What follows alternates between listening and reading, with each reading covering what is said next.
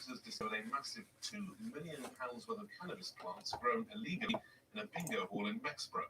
Police say it's not the first and it won't be the last. They are finding an increasing number of cannabis factories and houses and empty businesses. With the story, here's our social affairs correspondent, Emma Glasby. She was given exclusive access to the operation. Once a bingo hall, now at the centre of a police operation. South Yorkshire Police suspect a cannabis factory has been set up inside site in Mexborough. They're looking for drugs and people.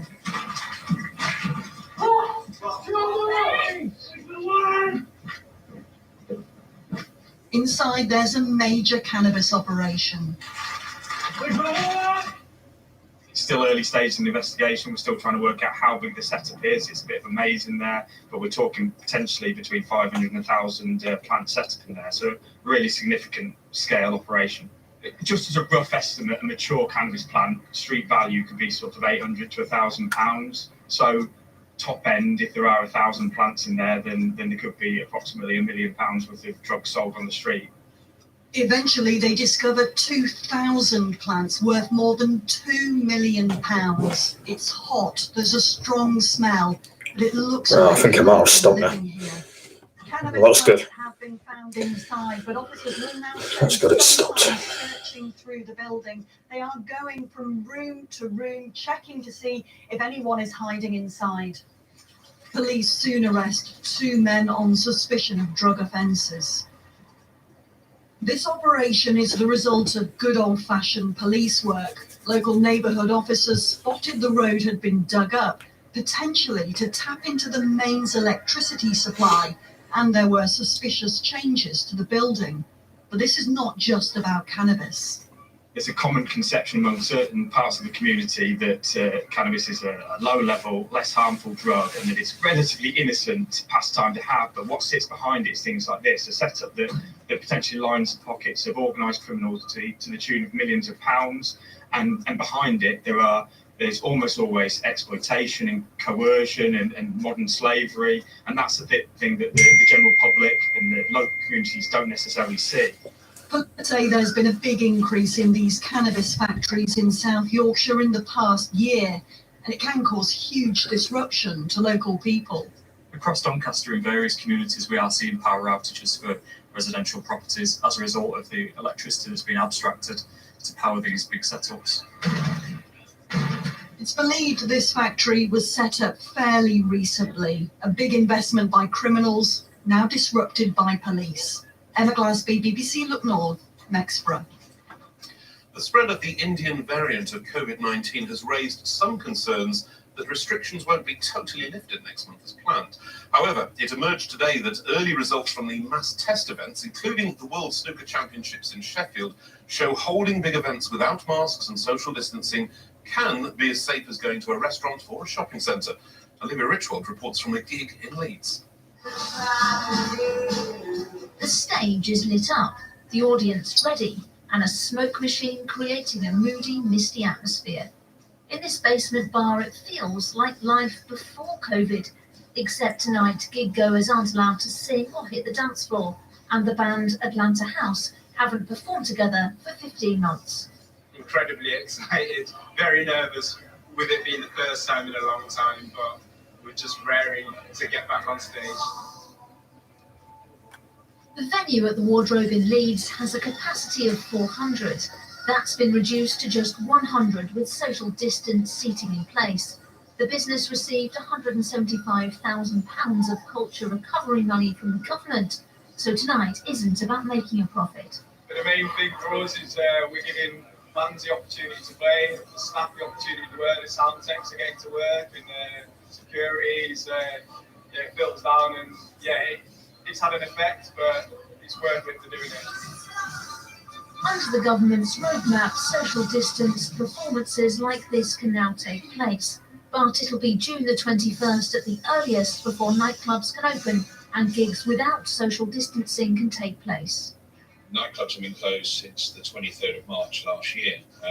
In 2020 saw about 12,000 nighttime economy businesses lost.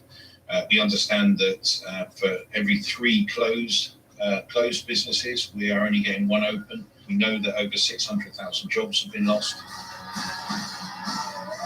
Back on stage after a long time without an audience, those who love the limelight are hoping June the 21st means brighter days and nights ahead.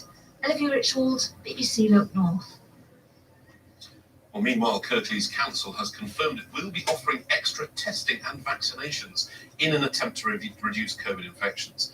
With one of the highest rates in the country, Kirklees will set up pop-up vaccination clinics and conduct surge testing in communities and workplaces most at risk. The Indian variant is of particular concern as 3,000 cases have now been identified across the country. If you give that virus the opportunity to spread and increase the contacts between people, as we're doing unfortunately by unlocking, then you can be fairly sure that unless you can limit the spread locally, that it will unfortunately spread to other parts of the country, yes. And so I would hold the government to their data. Right, I'm just going to get my tea and urge them to before that comes on.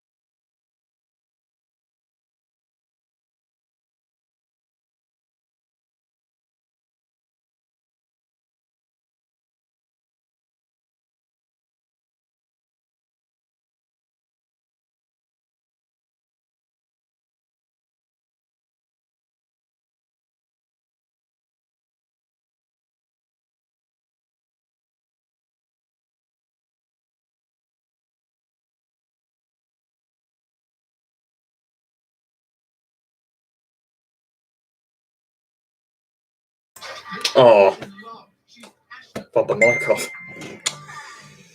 Oh, got the bloody mic off. Right. Oh well, I'm ending it now anyway. Silly me.